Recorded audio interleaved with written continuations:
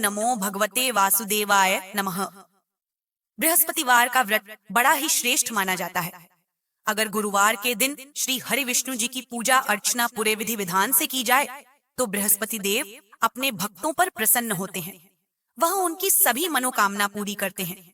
इस दिन हमें केले के पेड़ की पूजा करनी चाहिए, पहले वस्त्र पहनना चाहिए, वह पीला ही भोजन खाना चाहिए। बृहस्पति देव को बुद्धि का कारक माना जाता है। बृहस्पतिवार के दिन भगवान विष्णु की पूजा होती है।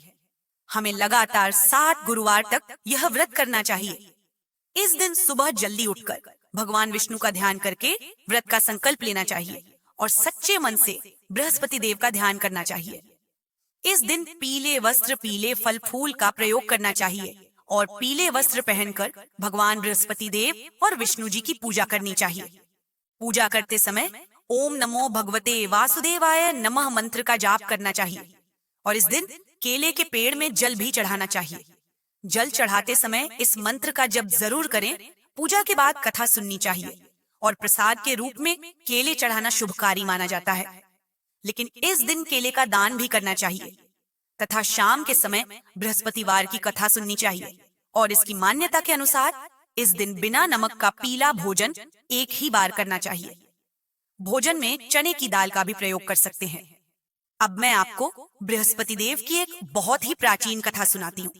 पर कथा सुनने से पहले आपसे विनती है कि अगर आप हमारे इस दिव्य टेल्स चैनल पर नए हैं तो चैनल को सब्सक्राइब कर दीजिए और वीडियो को लाइक कर दीजिए और पास वाले बेल आइकन पर क्लिक कर दीजिए। तो अब मैं शुरू करती हूँ। बृहस्पतिवार के व्रत की कथा शुरू करने से पहले मैं आपको बता दूं कि अगर आप किसी वजह से गुरुवार का व्रत नहीं रख पा रहे हैं तो भी कथा को सुन सकते हैं।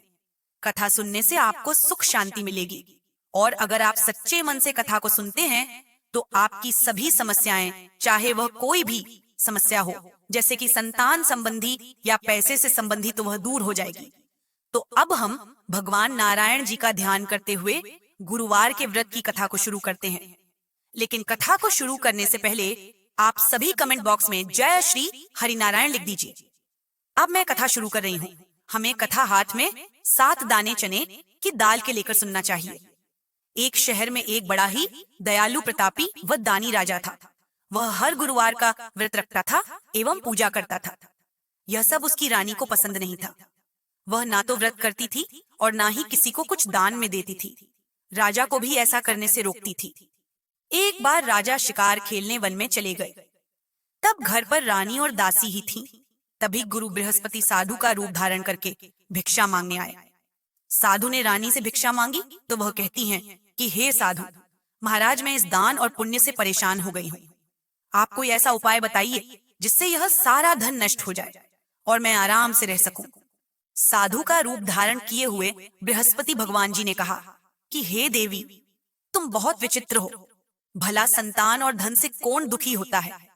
अगर तुम्हारे पास धन अधिक है तो तुम इसे शुभ कार्यों में लगाओ जिससे तुम्हारे दोनों लोग सुधर जाएंगे। परंतु साधु की बातों का रानी पर कोई प्रभाव नहीं पड़ा। उसने कहा, मुझे ऐसे धन की जरूरत नहीं है जिसे मैं दान दूं और जिसको संभालने में ही मेरा सारा समय नष्ट हो जाए। साधु ने कहा, यदि तुम यही चाहती तो जैसा मैं तुम्हें बताता हूँ तुम वैसा ही करना। कुछ दिनों में ही तुम्हारा यह सारा धन नष्ट हो जाएगा। बृहस्पतिवार के दिन तुम घर को गोबर से लीपना, अपने बालों को पीली मिट्टी से धोना, बालों को धोते समय स्नान करना, राजा से हजामत बनवाना, भोजन में मांस मदिरा बनवाना, कपड़े धोबी के यहाँ धुलवाना। इस प्रकार लगातार 7 बृहस्पतिवार करने से तुम्हारा सारा धन नष्ट हो जाएगा। इतना कहकर साधु बने। बृहस्पति देव अंतर ध्यान हो गए। साधु ने जैसा कहा रानी ने वैसा ही किया। साधु के कहे अनुसार कार्य रानी को करते हुए केवल 3 बृहस्पतिवार ही बीते थे कि उसकी समस्त धन संपत्ति नष्ट हो गई। 2 वक्त का भोजन भी उनके लिए मुश्किल हो गया था। एक दिन राजा रानी से बोला, हे रानी, तुम यहीं रहो, मैं दूसरे देश को चला जाता हूँ, क्योंकि यहाँ पर हमें सभी जानते हैं, इसलिए मैं कोई छोटा कार्य नहीं कर पाऊंगा। ऐसा कहकर राजा प्रदेश चला जाता है। वहां वह जंगल से लकड़ी काट कर लाता और शहर में बेच देता। इस तरह वह अपना जीवन बिताने लगा। इधर राजा के बिना रानी और दासी दुखी रहने लगी। एक बार रानी और दासी को 7 दिन तक भोजन के बिना रहना पड़ा। तब रानी ने अपनी दासी से कहा, हे दासी, पास ही में मेरी बहन रहती है, वह बड़ी धनवान है। तुम उसके पास जाओ और कुछ धन ले आओ ताकि थोड़ा बहुत हमारे खाने का बंदोबस्त हो जाए। रानी के कहने पर दासी रानी की बहन के पास गई। उस दिन बृहस्पतिवार था। रानी की बहन उस समय बृहस्पतिवार की कथा कर रही थी। दासी ने रानी की बहन को अपनी रानी का संदेश दिया, लेकिन रानी की बहन ने कोई उत्तर नहीं दिया। जब रानी की बहन से दासी को कोई उत्तर नहीं मिला तो वह बहुत दुखी हुई। उसे बहुत गुस्सा भी आया। दासी ने वापस आकर रानी को सारी बात बता दी। दासी की बात सुनकर रानी ने अपने भाग्य को कोसा। उधर रानी की बहन ने सोचा कि मेरी बहन की दासी आई थी, परंतु मैं उससे नहीं बोली, इससे वह बहुत दुखी हुई होगी। कथा और पूजन समाप्त कर वह अपनी बहन के घर गई और उससे कहा कि जब तुम्हारी दासी आई थी तब मैं बृहस्पतिवार के व्रत की कथा कर रही थी। जब तक कथा होती है तब तक नहीं तो उठते हैं और नहीं बोलते हैं, इसीलिए मैं तुम्हारी दासी से नहीं बोली। कहो दासी क्यों गई थी? रानी बोली, बहन, हमारे घर अनाज नहीं है। ऐसा कहते कहते रानी की आंखों में आंसू आ गए। उसने उनके भूखा रहने की बात भी अपनी बहन को बता दी। रानी की बहन बोली, बहन देखो, बृहस्पति देव भगवान सबकी मनोकामना पूरी करते हैं, शायद तुम्हारे घर में अनाज रखा हो। यह सुनकर दासी घर के अंदर गई तो वहां उसे एक घड़ा अनाज का भरा हुआ देखा तो उसे बड़ी हैरानी हुई, क्योंकि उसने एक एक बर्तन पहले ही देख लिया था। उसने बृहस्पति देव की कृपा को देखकर बाहर आकर रानी को बताया। रानी से कहने लगी, हे रानी, जब हमको भोजन नहीं मिलता तो हम वैसे भी व्रत ही तो करते हैं, इसीलिए क्यों ना इनसे व्रत और कथा की विधि पूछ ली जाए, हम भी यह व्रत करेंगे। दासी के कहने पर रानी ने अपनी बहन से बृहस्पतिवार व्रत के बारे में पूछा। उसकी बहन ने बताया, बृहस्पतिवार के व्रत में हमें पीला भोजन खाना चाहिए और भगवान विष्णु की तथा केले के जड़ की पूजा करनी चाहिए। चने की दाल और मुनक्का से विष्णु भगवान का केले की जड़ में पूजन करना चाहिए और कथा सुननी व कहनी चाहिए तथा दीपक जलाना चाहिए। इससे बृहस्पति देव बहुत प्रसन्न होते हैं और अपने भक्तों की सभी मनोकामना पूरी करते हैं। तथा सच्चे मन से तुम दोनों भी बृहस्पति देव का व्रत करो और उनकी पूजा अर्चना पूरी श्रद्धा के साथ करना, तुम्हारे सभी दुख दूर हो जाएंगे। व्रत और पूजन की विधि बताकर रानी की बहन अपने घर लौट गई। रानी और दासी ने निश्चय किया कि बृहस्पति देव भगवान का पूजन जरूर करेंगे। 7 दिन बाद जब बृहस्पतिवार आया तो उन्होंने व्रत रखा। घुटसाल में जाकर चना और गुड़बीन लाई तथा उसकी दाल से केले की जड़ तथा विष्णु भगवान की पूजा कि उन्होंने पूजा अर्चना तो अच्छे से कर ली, पर अब पीला भोजन कहाँ से लाए? दोनों बड़ी दुखी हुई, परंतु उन्होंने व्रत किया था, इसीलिए बृहस्पति देव भगवान उनसे प्रसन्न थे। एक साधारण व्यक्ति के रूप में वो वहां पर 2 थाली पीला भोजन लेकर आए और दासी को देकर बोले, हे दासी, यह भोजन तुम्हारे और तुम्हारी रानी के लिए है, इसे तुम दोनों ग्रहण करना। दासी भोजन पाकर बहुत प्रसन्न हुई। उसने रानी को सारी बात दी। उसके बाद से वो दोनों प्रत्येक बृहस्पतिवार को गुरु भगवान का व्रत और पूजा करने लगी। बृहस्पति भगवान की कृपा से उनके पास पहले से भी ज्यादा धन हो गया, परंतु रानी फिर पहले की तरह आलस करने लगी। तब दासी बोली, देखो रानी, तुम पहले भी इस प्रकार आलस करती थी, तुम्हें धन के कारण कष्ट होता था, इस कारण सभी धन नष्ट हो गए। अब गुरु भगवान की कृपा से फिर से हमें धन मिला है तो फिर तुम्हें आलस आने लगे हैं। बड़ी मुश्किल से हमने यह धन वापस पाया है, इसीलिए हमें दान पुण्य करना चाहिए, भूखे मनुष्यों को भोजन करवाना चाहिए, प्याऊ लगवाओ, ब्राह्मणों को दान दो, कुआं तालाब बावड़ी आदि का निर्माण करवाओ, मंदिर पाठशाला बनवाना चाहिए, कुंवारी कन्याओं का विवाह करवाओ, अर्थात धन को शुभ कार्यों में खर्च करो, जिससे कि गरीब लोगों की मदद हो सके, वह तुम्हें पुण्य फल की प्राप्ति हो और जिससे तुम्हारे कुल का यश बढ़े तथा स्वर्ग प्राप्त हो और पितृ भी तुम्हारे इन पुण्य कार्य से प्रसन्न हो जाएंगे। इस तरह में बृहस्पति देव तथा पितरों दोनों का आशीर्वाद मिलेगा, वह हमारे सब दुख दूर हो जाएंगे। दासी की बात मानकर रानी शुभ कार्य करने लगी, उसका यश फैलने लगा। एक दिन रानी और दासी आपस में विचार करने लगी कि न जाने राजा किस दशा में होंगे, उनकी कोई खोज खबर भी नहीं है। उन्होंने श्रद्धा पूर्वक बृहस्पति भगवान से प्रार्थना की कि राजा जहां कहीं भी हो जल्दी वापस आ जाए। उधर राजा परदेश में बहुत दुखी रहने लगा। वह प्रतिदिन जंगल से लकड़ी बीन कर लाता और उसे शहर में बेचकर अपने जीवन को बड़ी कठिनाई से व्यतीत करता था। एक दिन दुखी होकर अपनी पुरानी बातों को याद करके वह रोने लगा और उदास हो गया। उसी समय राजा के पास बृहस्पति देव साधु के वेश में आकर बोले कि तुम इस सुनसान जंगल में अकेले किस चिंता में बैठे हो, मुझे बताओ। यह सुनकर राजा की आंखों में जल भर आया। साधु की बात सुनकर कर राजा ने अपनी पूरी कहानी सुना दी। राजा की बात सुनकर साधु ने राजा से कहा कि हे राजा, तुम्हारी पत्नी ने बृहस्पति देव का अपमान किया था, जिसके कारण तुम्हारी यह दशा हुई। अब तुम चिंता मत करो, भगवान तुम्हें पहले से अधिक धन देंगे। देखो, तुम्हारी रानी ने बृहस्पतिवार का व्रत प्रारंभ कर दिया है।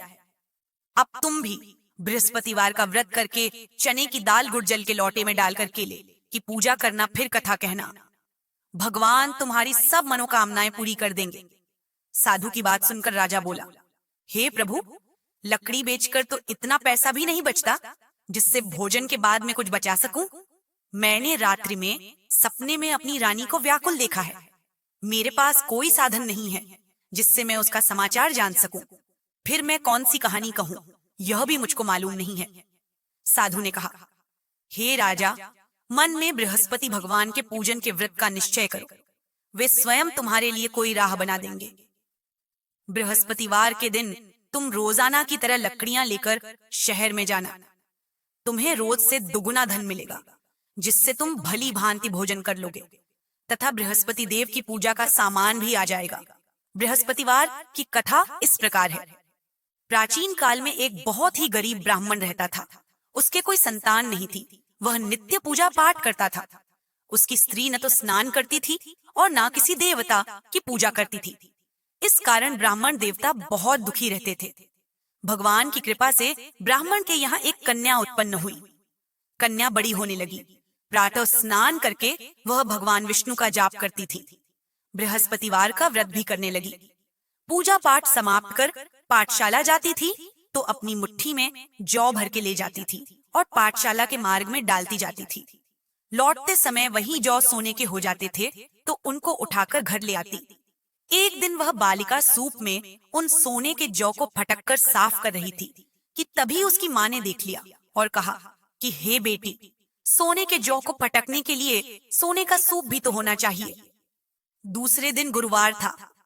कन्या ने व्रत रखा और बृहस्पति देव से सोने का सूप मांगा। बृहस्पति देव ने उसकी प्रार्थना स्वीकार कर ली। रोजाना की तरह वह कन्या जौ फैलाती हुई पाठशाला चली गई। पाठशाला से लौटकर जब वह जौ बीन रही थी तो बृहस्पति देव की कृपा से उसे एक सोने का सूप मिला। उसे वह घर ले गई और उससे जौ साफ करने लगी, परंतु उसकी माँ का वही ढंग रहा। एक दिन वह कन्या सोने के सूप में जब जौ साफ कर रही थी, उस समय उस नगर का राजकुमार वहां से निकला। कन्या के रूप को देखकर वह उस पर मोहित हो गया।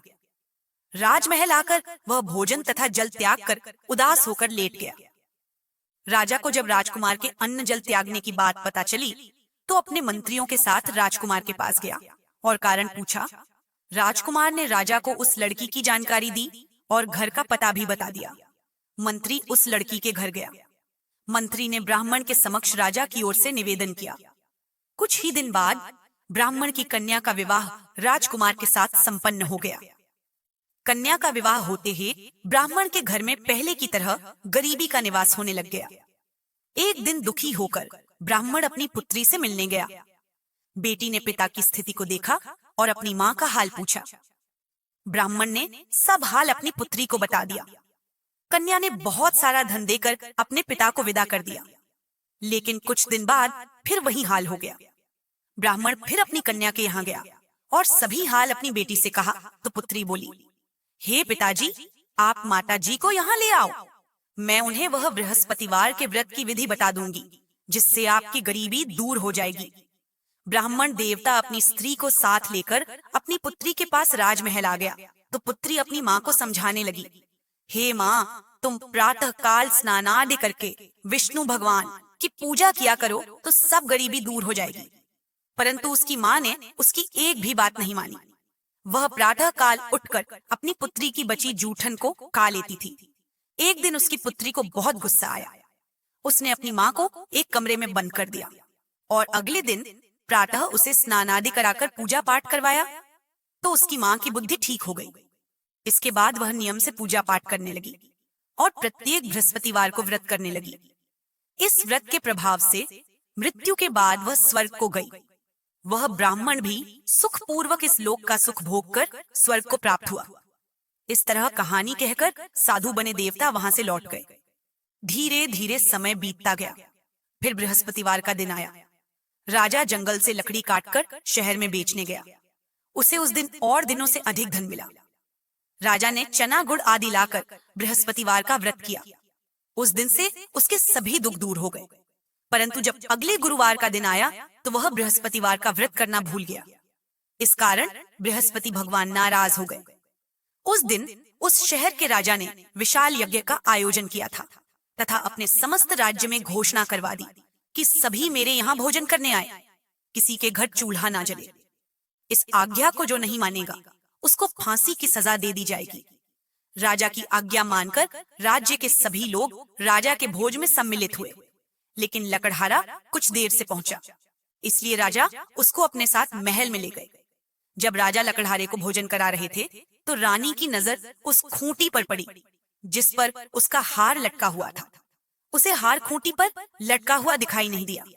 रानी ने कहा कि मेरा हार इस लकड़हारे ने चुरा लिया है। उसी समय सैनिक बुलवाकर उसको जेल में डाल दिया।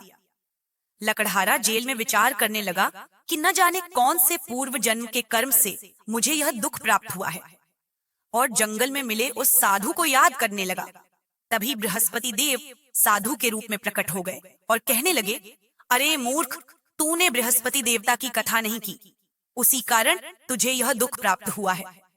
अब चिंता मत कर, बृहस्पतिवार के दिन जेल के दरवाजे पर तुझे 4 पैसे पड़े मिलेंगे। उनसे तू बृहस्पतिवार की पूजा करना तो तेरे सभी कष्ट दूर हो जाएंगे। अगले बृहस्पतिवार उसे जेल के द्वार पर 4 पैसे पड़े मिले। राजा ने पूजा का सामान मंगवा लिया और कथा कही और प्रसाद बांटा। उसी रात बृहस्पति देव ने उस शहर के राजा को सपने में आकर कहा, हे राजा, तूने जिसे जेल में बंद किया है उसे कल छोड़ देना। वह निर्दोष है, उसने कोई चोरी नहीं की है। जब राजा सुबह उठा और खूंटी पर हार टंगा देखा तो लकड़हारे को बुलाकर क्षमा मांगी तथा राजा के योग्य सुंदर वस्त्र आभूषण भेंट कर उसे विदा किया। गुरुदेव की आज्ञा अनुसार राजा अपने शहर को चल दिया। राजा जब शहर के पास पहुंचा तो उसे बहुत आश्चर्य हुआ कि नगर में पहले से अधिक बाग, तालाब और कुएं तथा बहुत सी धर्मशालाएं, मंदिर आदि बने गए थे। राजा ने पूछा कि यह किसका बाग और धर्मशाला है। तब नगर के सभी लोग कहने लगे कि यह सब रानी और दासी द्वारा बनवाए गए हैं। राजा को आश्चर्य हुआ और गुस्सा भी आया कि उसकी अनुपस्थिति में रानी के पास इतना धन कहां से आया होगा। जब रानी ने यह खबर सुनी कि राजा आ रहे हैं तो उसने अपनी दासी से कहा, दासी देख, राजा हमको कितनी बुरी हालत में छोड़कर गए थे, वह हमारी ऐसी हालत देखकर लौट ना जाए, इसीलिए तू दरवाजे पर खड़ी हो जाना। रानी की आज्ञा अनुसार दासी दरवाजे पर खड़ी हो गई और जब राजा आए तो उन्हें अपने साथ महल में ले आई। तब राजा गुस्सा करके पूछने लगा, बताओ यह धन तुम्हें कैसे प्राप्त हुआ है। तब रानी ने सारी कहानी सुनाई। राजा ने निश्चय किया कि मैं रोजाना दिन में 3 बार कहानी कहा करूंगा और रोज व्रत किया करूंगा। अब राजा हर समय दुपट्टे में चने की दाल बांधे रहता था तथा दिन में 3 बार कथा कहता। एक दिन राजा ने विचार किया कि चलो अपनी बहन के यहाँ हो आऊं। इस तरह का निश्चय कर राजा घोड़े पर सवार होकर अपनी बहन के यहाँ चल दिया। रास्ते में उसने देखा कि कुछ आदमी एक मुर्दे को ले जा रहे हैं। उन्हें रोककर राजा कहने लगा, अरे भाइयों, मेरी बृहस्पतिवार की कथा सुन लो। वे बोले, लो हमारा तो आदमी मर गया है, इसको अपनी कथा की पड़ी है। परंतु कुछ आदमी बोले, अच्छा कहो, हम तुम्हारी कथा सुनेंगे। राजा ने दाल निकाली और कथा कहनी शुरू कर दी। जब कथा आधी हुई तो मुर्दा हिलने लगा और जब कथा पूरी हुई तो राम राम करके वह मुर्दा खड़ा हो गया। राजा आगे बढ़ा। उसे चलते चलते शाम हो गई। आगे रास्ते में उसे एक किसान खेत में हल चलाता हुआ मिला। राजा ने उससे कथा सुनने को कहा, लेकिन वह नहीं माना। राजा आगे चल पड़ा।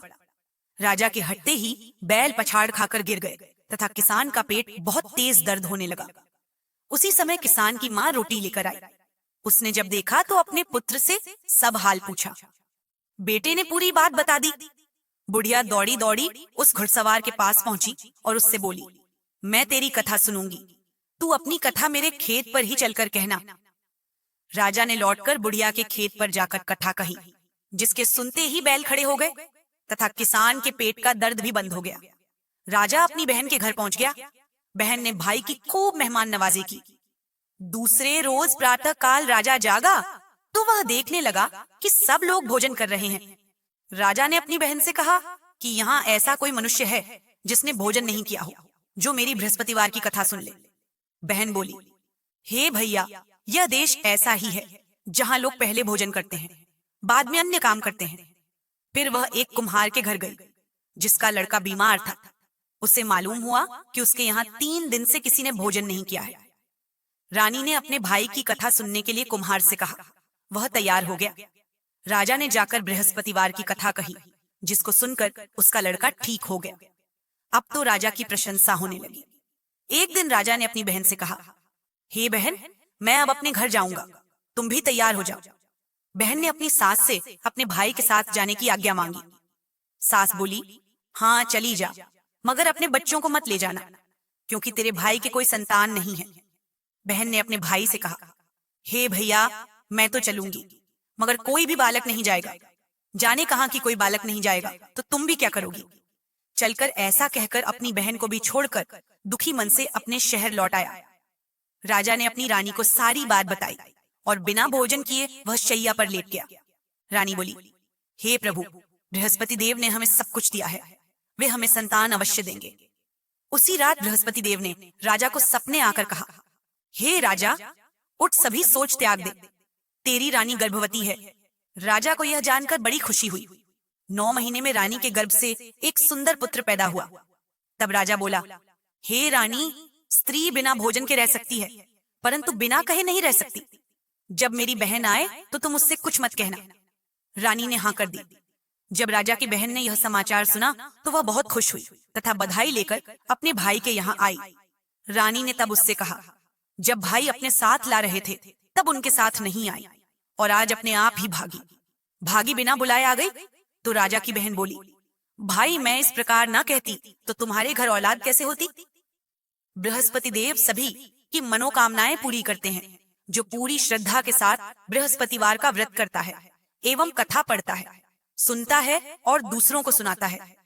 बृहस्पति देव उसकी सभी मनोकामनाएं पूरी करते हैं, उनकी हमेशा रक्षा करते हैं।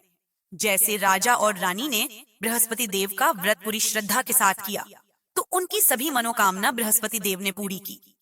हमें अनजाने में भी बृहस्पति देव का अपमान नहीं करना चाहिए। ऐसा करने से हमारे घर की सुख शांति नष्ट हो जाती है। इसीलिए सबको कथा सुनने के बाद प्रसाद लेकर जाना चाहिए और सच्चे मन से जयकारा बोलना चाहिए। बोलिए, श्री हरि विष्णु भगवान की जय, बृहस्पति देव की जय। आप सभी देख रहे हैं दिव्य टेल्स चैनल। अगर आप सभी को ये वीडियो पसंद आया हो तो आप सभी वीडियो को लाइक कर दीजिए, चैनल को सब्सक्राइब कर दीजिए। अब मैं आपको बृहस्पतिवार की एक दूसरी कहानी सुनाती हूँ। एक दिन इंद्र बड़े अहंकार से अपने सिंहासन पर बैठे हुए थे और बहुत से देवता, आर्ष, गंधर्व, किन्नर आदि सभी लोग सभा में उपस्थित हुए। जब बृहस्पति जी वहां पर आए तो सभी देवता उनके सम्मान के लिए खड़े हो गए, परंतु इंद्र घमंड के कारण खड़े नहीं हुए, जबकि इंद्र सदैव उनका आदर किया करते थे। पर बृहस्पति जी इस बात से अपना अनादर समझते हुए वहां से उठकर चले गए। तब इंद्र बहुत दुखी हुआ कि मैंने गुरु जी का अनादर कैसे कर दिया, मुझसे बहुत बड़ी भूल हो गई है। गुरु जी के आशीर्वाद से ही मुझको यह वैभव मिला था, उनके क्रोध से यह सब नष्ट हो जाएगा। इसीलिए उनके पास जाकर मुझे उनसे क्षमा मांगनी चाहिए, जिससे उनका क्रोध शांत हो जाए और मेरा कल्याण हो। ऐसा विचार कर इंद्र उनके स्थान पर गए। जब बृहस्पति जी ने अपने योग बल से यह जान लिया था कि इंद्र क्षमा मांगने के लिए आ रहा है, तब क्रोधवश उनसे मिलना उचित ना समझकर वहां से चले गए। जब इंद्र ने बृहस्पति जी को घर पर नहीं देखा तब निराश होकर लौट आए। जब दैत्यों के राजा विश्ववर्मा को यह समाचार मिला तो उन्होंने अपने गुरु शुक्राचार्य की आज्ञा से इंद्रपुरी को चारों तरफ से घेर लिया। गुरु की कृपा नहीं होने के कारण देवता हारने व मार खाने लगे। तब उन्होंने ब्रह्मा जी को विनम्रता से सब वृत्तांत सुनाया और कहा कि महाराज, दैत्यों से किसी प्रकार हमें बचाइए। तब ब्रह्मा जी कहने लगे कि तुमने बहुत बड़ा अपराध किया है, जो गुरुदेव का अपमान किया। अब तुम्हारा कल्याण इसी में है कि त्वष्टा, ब्राह्मण का पुत्र विश्वरूपा बड़ा तपस्वी और ज्ञानी है, उसे अपना पुरोहित बनाओ तो तुम्हारा कल्याण हो सकता है। यह वचन सुनते ही इंद्र त्वष्टा के पास गए और बड़ी विनम्रता से कहने लगे कि आप हमारे पुरोहित बनिए, जिससे हमारा कल्याण हो।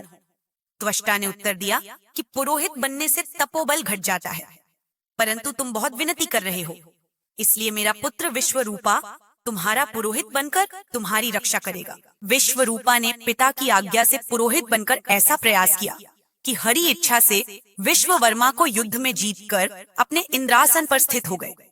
विश्वरूपा के तीनों मुख में से एक मुख से सोमपली लता का रस निकाल पीते थे, दूसरे मुख से वे मदिरा पीते और तीसरे मुख से भोजन करते। इंद्र ने कुछ दिनों बाद कहा कि मैं आपकी कृपा से यज्ञ करना चाहता हूँ।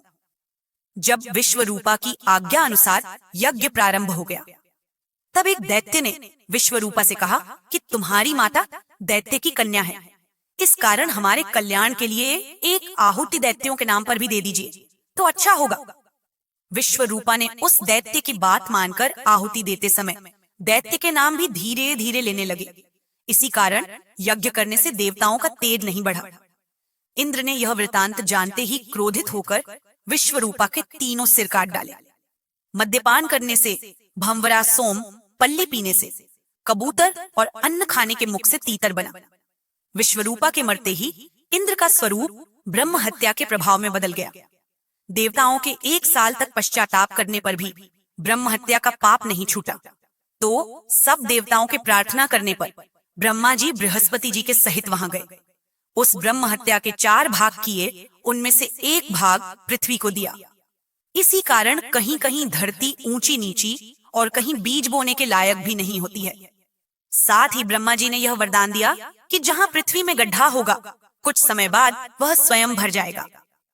दूसरा भाग वृक्षों को दिया, जिससे उनमें से एक गोंद बनकर बहता है। इस कारण गूगल के अतिरिक्त सब गोंद अशुद्ध समझे जाते हैं। वृक्षों को यह वरदान दिया कि ऊपर से सूख जाने पर जड़ फिर फूट जाएगी। तीसरा भाग स्त्रियों को दिया।